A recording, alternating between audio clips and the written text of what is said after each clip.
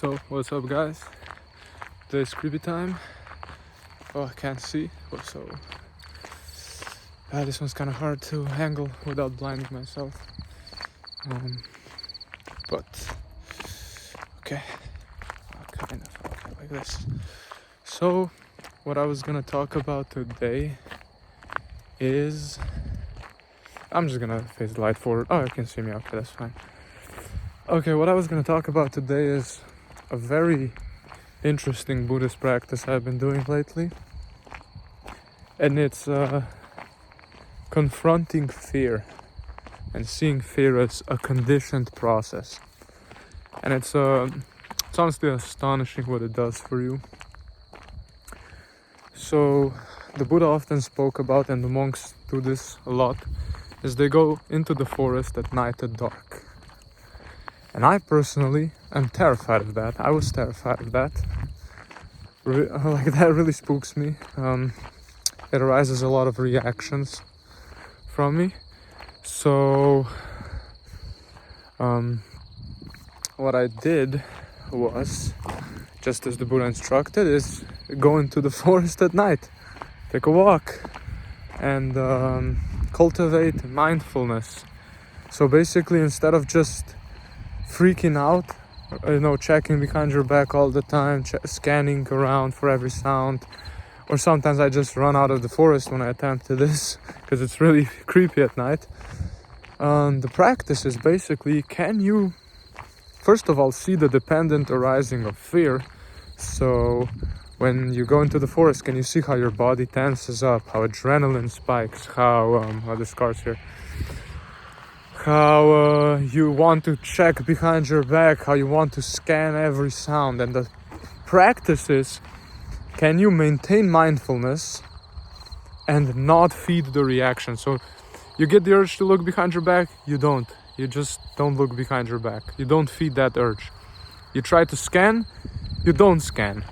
You notice the tension instead of feeding it. You get scary thoughts. Like, I used to watch creepypasta, so scary creepypasta thoughts. You don't feed them. And what that does is, first of all, it teaches your mind that fear is just a conditioned process, because you can see it just arises because the environment's creepy. And also, that spook you. I'm just gonna blind myself because it's a funny angle. But also, I can't see anything, my bad. Also, it teaches you, it weakens the pattern if you just don't follow it. Like, every time you, so one part of it is insight, seeing that it's conditioned, right? That it's not self. That's easy, you can see that. The problem is then not following it still, when your body panics, when you get tense, when you get the urge to look behind you, when you hear a scary sound in the forest at night. You want to look behind you, but you don't do it. You fight it, you endure it, you maintain mindfulness, you don't spiral into fear. Basically, you maintain mindfulness and the pattern loses strength. And I was scared of walking outside alone. Right now I'm alone in the dark, outside, no one here. And yeah, it seems to have worked. Like, I no longer feel afraid. After taking a nice walk, long walk through the forest at night, and repeatedly choosing mindfulness over feeding fear, fear has subsided. And what's left is this. First of all, it just seems ordinary. It no longer seems scary.